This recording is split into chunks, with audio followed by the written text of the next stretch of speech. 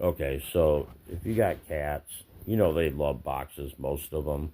And I'm not going to go through the whole thing right now because I'm dying here. Whack, cry to mama. But this is a box. They call it a peck, I think, with tomatoes. Lover, at least Lover, and all the other. I probably had 15 cats in my life, but cats love boxes, especially Lover. I brought this little teeny thing that had tomatoes in it, and he's a very long cat. Somehow he fit his entire body in there. But regardless, if you've seen any of the other videos, he almost died from congestive heart failure. Took him to the vet. I had to like force feed him with a syringe, put pills down his throat. It was a long battle. We were very upset because he's like our best friend.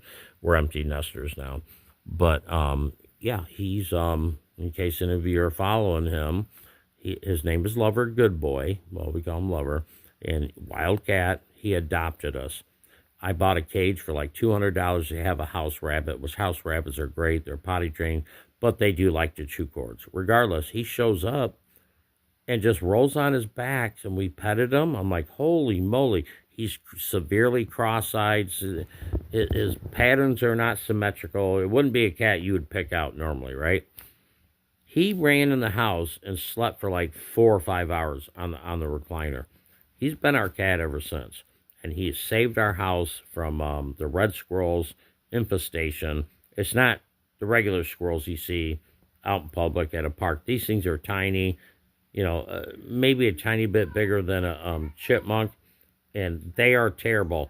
He has saved our house, brings us stuff, mice, frogs, snakes, almost every day, right? At least 3 times a week. But regardless, he is doing amazing. But my wife's like, you got to get a video of him sitting in that tomato box. And the first time he did it, he was like turned around and he had his head resting on this wire.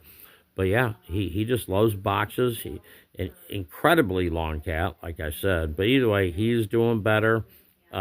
He lost so much weight, didn't eat for over a month, didn't poop. We finally, I was force feeding him. Then he started he was eating about 3 teaspoons of food a day. Then it was way over a month. Regardless, all of a sudden, and every time I petted him, all I could feel was his spine bones in his hip.